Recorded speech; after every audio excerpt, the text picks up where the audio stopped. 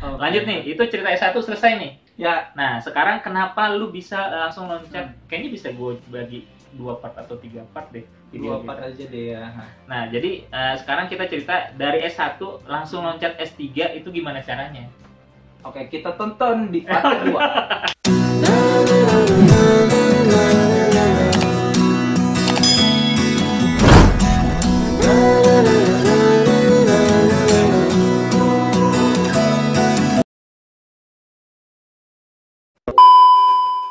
Video sebelumnya kita udah ngomongin perjuangan dia selama di S1, bukan perjuangan sih, maksudnya lebih ke arah prestasi di S1. Nah, sekarang kita lanjut ya. Ini dia dari S1, kenapa bisa langsung S3? Nah, mungkin karena doa orang tua ya. Orang tua saya itu tuh ingin saya sekolah setinggi-tingginya. Ternyata tercapai sampai S3. Oh. Gitu. Nah, itu yang selalu saya dengar ketika bangun ya jam 2:30, tiba-tiba ibu lagi tahajud, ternyata doanya itu adalah yaitu Indonesia ini sekarang mulai tahun 2013 itu ada program namanya PMDSU. Program PMDSU, program magister menuju doktor untuk sarjana unggul. Program magister menuju doktor untuk sarjana unggul. Maksudnya kenapa ada magisternya? Karena memang ada kuliah selama 2 tahun. Ya. Kuliah selama 2 semester. Menempuh S2. Kuliah selama, berarti bukan lu loncat S1 langsung S3 ya, tapi lu S2 tapi setahun. Berarti sebenarnya program ini itu ya di setiap kampus beda-beda. Jadi sekarang itu sudah ada kalau tidak salah 12 kampus yang ditunjuk oleh pemerintah. Kalau pas zaman saya ada sedikit. Ini S3 lu di ITS juga? Di ITS, ya. Di ITS. Ya. Jadi kampus-kampus 10 besar itu tuh masuk tuh. Ya. Nah, jadi si pemerintah Indonesia menyerahkan wewenang untuk menyaring, untuk membuat sistemnya itu ke kampus. Jadi ada yang beda-beda. Kalau di ITS itu kan tidak ada S2, maksudnya graduation, tidak ada kelulusan S2-nya. Jadi saya nggak ada wisuda S2-nya. Ya, nggak ada wisuda S2-nya. Tapi lu belajar S2 selama 2 semester. Betul. Betul. Jadi nanti di akhir semester 2 itu saya harus sudah bikin proposal S3. Gitu. Di semester 2 S2. Katakanlah itu ya. S2. Lu bikin proposal untuk S3. Terus lu langsung masuk loncat ke semester 1 S3 gitu. Iya, betul. Iya. Bikin. Tapi itu diuji dulu. Jadi ada sidang namanya kualifikasi doktor. Kualifikasi doktor itu kita menyampaikan presentasi rencana disertasi, rencana penelitian, kemudian ditanya-tanya, diuji lah gitu, dicecer gitulah intinya. Kalau misalkan kita bisa menjawab, lolos, layak, ya udah langsung lanjut. Tapi sebelumnya ya kalau di ITS itu, walaupun saya masuk program PMDSU, tapi tetap ngambilnya ujian S3 waktu mau masuk. Tetap ya. Ujian. Jadi disamakan dengan S3 reguler yang mau masuk gitu. Disamaratakan dengan S3 yang memang dia tadinya S2 mau ke S3. Jadi silahkan ngerjakan soal yang dibuat untuk S3. Jadi memang nanti pada saat emang lu S3 pun kalau misal lu udah melewati tahapan itu ya lu layak gitu karena emang ujiannya untuk semua kalangan kan. Cuman programnya aja harus ngambil semua mata kuliah di S2. Gitu. Yang kayak lu tuh ada berapa orang? Di jurusan saya waktu itu di batch 2 kan ada batch 1 itu yang 2013, kemudian 2015 batch 2, saya batch 2 itu ada di jurusan 11 orang. 11 orang kayak lu? Yang otaknya kayak lu nih 11 orang. By the way, ini orang pinter banget. Jadi kalau misal lu ngomong sama dia, nggak bohong gue kalau ngomong nggak bohong, nggak dilebih-lebihkan ya. Jadi kalau lu ngomong sama dia tuh seminggu bisa inget apa yang lu omongin tanpa dia bikin notulen kayak gitu. Emang agak beda sih. Makanya agak beda dan frekuensinya mungkin agak beda karena dia mikirnya lebih jauh. Jadi kalau ngomong pun frekuensinya harus disamain dulu. Ada beberapa hal yang begitulah emang kelebihannya dia gitu.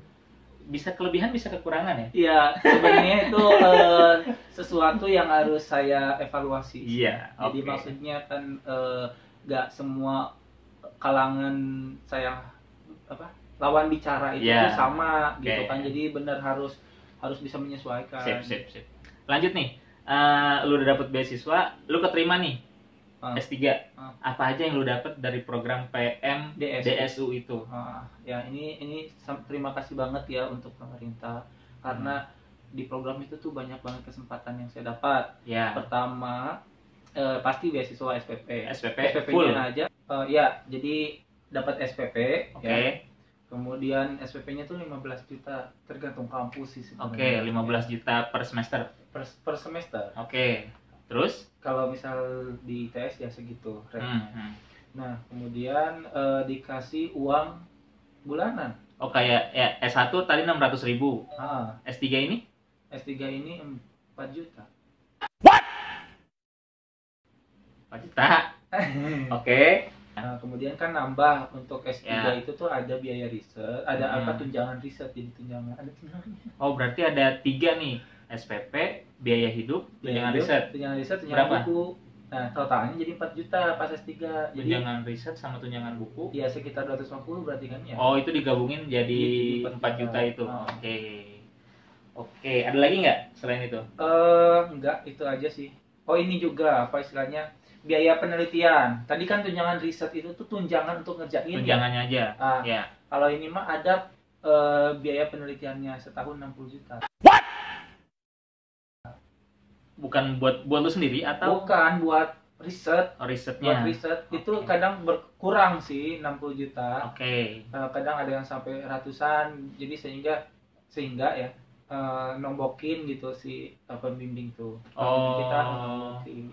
Disertasi lu tentang apa sih? Judulnya itu adalah produksi biogas dari limbah kulit kopi, ya kan? Dan pemurniannya. Jadi kayak biogas ya. Jadi istilahnya gasnya dibuat, kemudian dimurnikan untuk dapat metannya saja. Nah, metannya untuk dijadikan?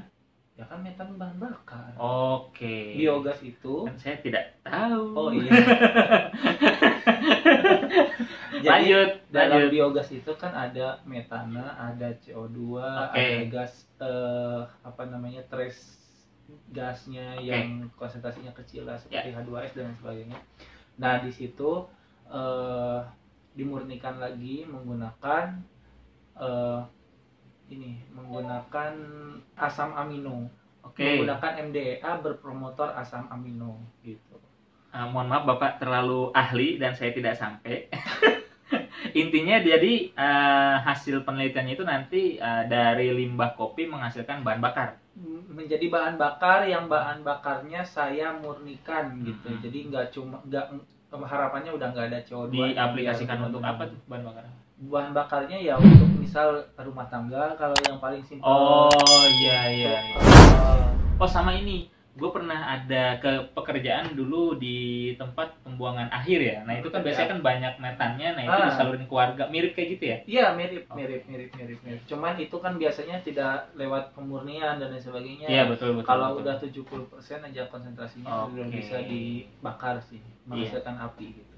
Oh ini menarik, mungkin ntar gue bahas. Gue pernah ngerjain jadi pernah ada namanya di Kali Pesanggerahan itu, gue udah pernah ngerjain kegiatan lah di Kali Pesanggerahan. Ada kuncennya namanya Pak siapa ya lupa, ntar gue cari. Jadi dia itu ngumpulin sampah-sampah, dia tuh dari tahun 70 sekian ngumpulin sampah-sampah di Kali Pesanggerahan, dia bersihin. Nah di samping itu sampahnya dikumpulin, dapat pengolahan sampah menjadi bahan bakar dari Jerman.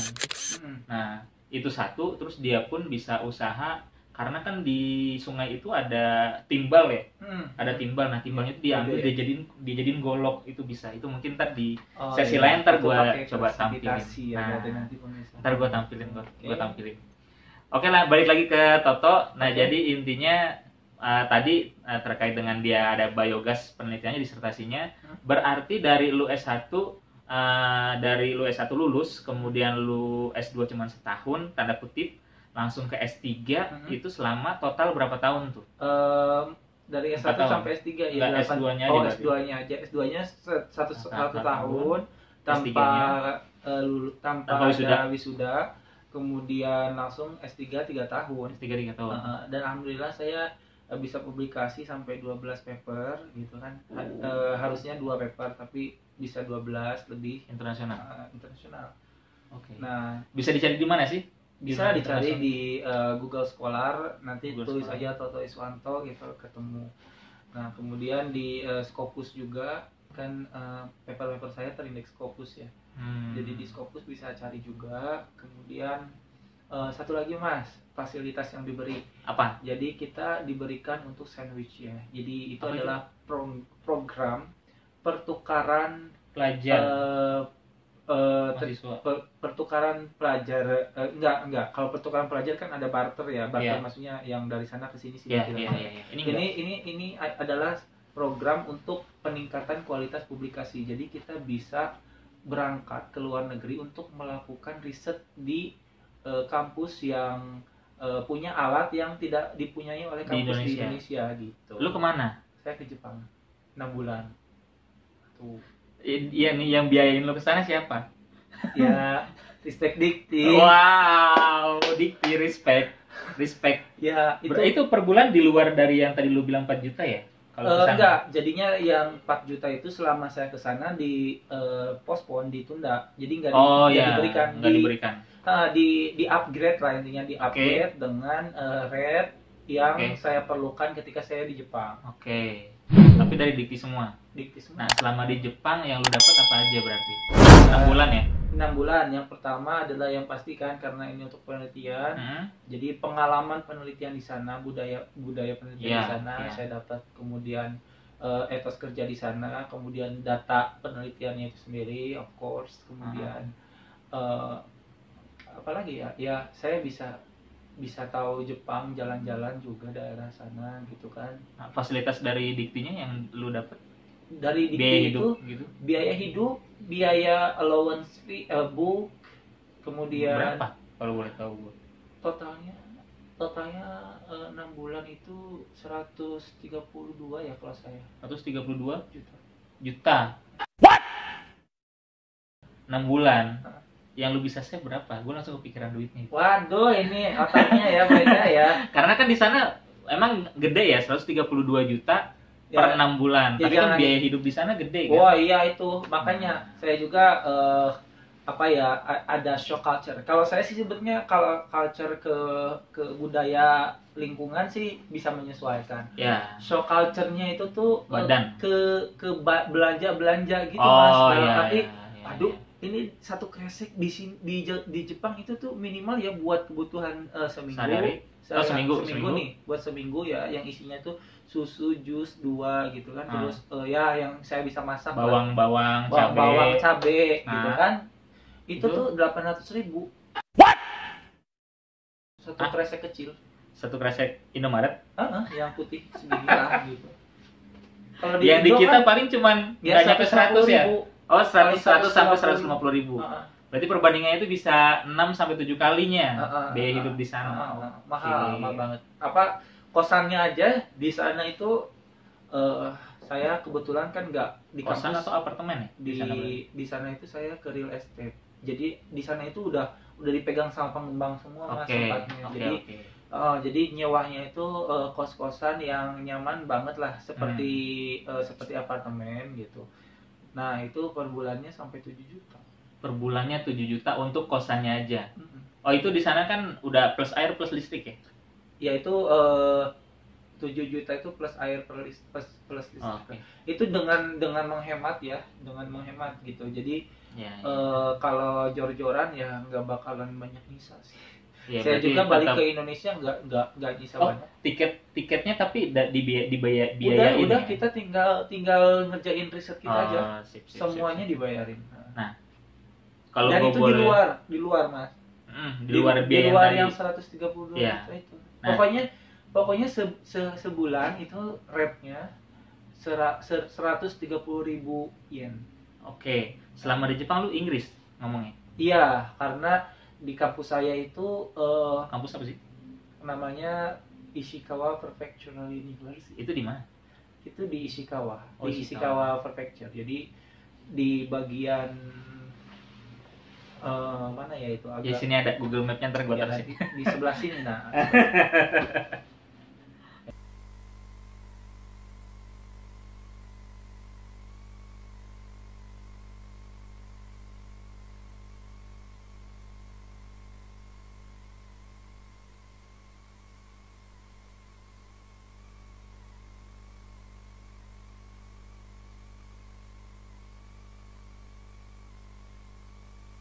Ya. Oke, 6 bulan dari sana yang lu dapat berarti pengalaman karena penelitian lu sendiri.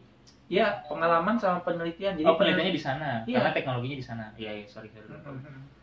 Jadi lu pulang dari sana, lu dapat pengalaman dan penelitian lu terselesaikan berarti. Betul. Kan? Jadi di sana itu kita justru berusaha untuk menyelesaikan penelitian kita. Oke. Bukan itu berarti di tahun ketiga ya? Untuk hanya untuk datang ke sana. Di tahun ketiga. Di tahun ketiga, di akhir tahun kedua, di awal tahun ketiga. Jadi kan cuma 6 bulan tuh di semester kelima lah S3. Semester kelima dari S3. Berarti lu menyandang gelar S3 ini di saat usia lu 26 kemarin. 26 tahun. Mau ke 27. Oke. Temen gue ada yang lebih muda, Mas, namanya Rendra Panca Anugrah. Dia lulus 24 tahun. S3-nya. Kalau gue pusing. Paling muda sih dia, paling muda ngalahin Grand Freak ya. Grand Freak dari ITB dulu kan 24 sekian bulan, beda bulannya. Nanti kalau ada rezeki Rendra, dia orangnya baik kok, kalau misalkan kosong. Iya, maksudnya kalau misalnya ntar ada rezeki Rendra, kita ajak sharing-sharing kayak gini. Oke. Nanti kita cari orangnya. Terus gini, pertanyaan selanjutnya, ditempuh selama 3 tahun S3. Di S3 itu ada kayak IPK juga nggak sih? Ya ada, Mas. Oh, ada ya? Saya kalau maaf nih, saya bukan S3 jadi tidak tahu. Iya, syaratnya juga kan bisa loncat ke S3 itu kalau yang tahun pertama. Ya. Itu harus IPK-nya di atas 3,75. Oh, yang pada saat lu S2 ini?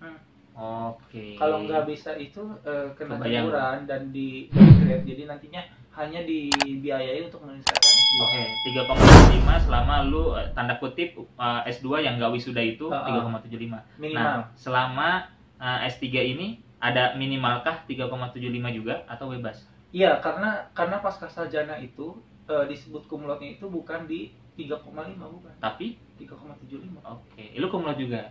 Alhamdulillah sih. Gue pengen nanya deh, lu nilai mata kuliah lu itu nggak bervariasi ya kayaknya? Enggak, cuma dapat AB1 aja. Sisanya B1? Itu S1, S3? Itu maksudnya? Itu S1 juga B-nya cuma 1 maksudnya? Oh, kalau S1 banyak sih variasi, ada AB. Tapi C enggak kan? Enggak, oke. Kalau S3 B cuma 1. AB-nya 1. AB1. Sisanya A. Oke.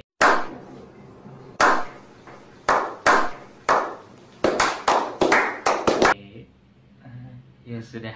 Wah. Ya sudah lah. Ya makanya ini sebenarnya ya agak beban juga sih. Bebannya kan kalau ke dunia kerja ternyata semua orang tuh melihat bahwa oh ini lulus S3 pasti pintar di semua hal. Padahal S3 itu kan lebih ngerucut. Oh iya, benar lebih, itu benar. Lebih ngerucut. Cuman memang intelijen aja, tidak intelijen bisa diuji lah gitu. Dalam arti dikasih hal yang sama nih, diaduin sama anak S1. Pasti yang udah lulus S3 atau S2 itu pasti lebih cepat nangkep gitu. Harusnya ya kalau memang dia pintar, tapi ada juga sih S2 yang atau S3 yang mungkin. Oke. Jadi tadi yang lu bilang tuh ngerucut ya. S1 tuh kita masih basicnya kayak gini lah. Nah, jadi S2 itu sebenarnya penelitiannya tuh lebih fokus. Semakin ke atas justru semakin lebih fokus. Lebih fokus. Jadi udah benar-benar kayak kita memasteri atau jadi master di satu bidang. Ada ahli di satu bidang tertentu. Nah, berarti bisa gue bilang ini si seorang Toto Iswanto sekarang ahli di bidang, harusnya ahli bidang biomas sama energi. Harusnya ahli di bidang biomas, bioenergi. Jadi buat anda pemrakarsa, pengembang, konsultan yang butuh tenaga ahli ini, tenaga ahli bioenergi atau tenaga ahli sebenarnya bisa nyambung pengolahan air limbah bisa kan? Bisa karena ini kan kebetulan memang basicnya harus basic knowledge-nya saya harus paham dulu tuh tentang biomas, proses dan juga limbah. Betul. Biomasnya itu dalam bentuk limbah gitu kan, karena semua biomas tuh kalau nyebutnya biomas terlalu luas.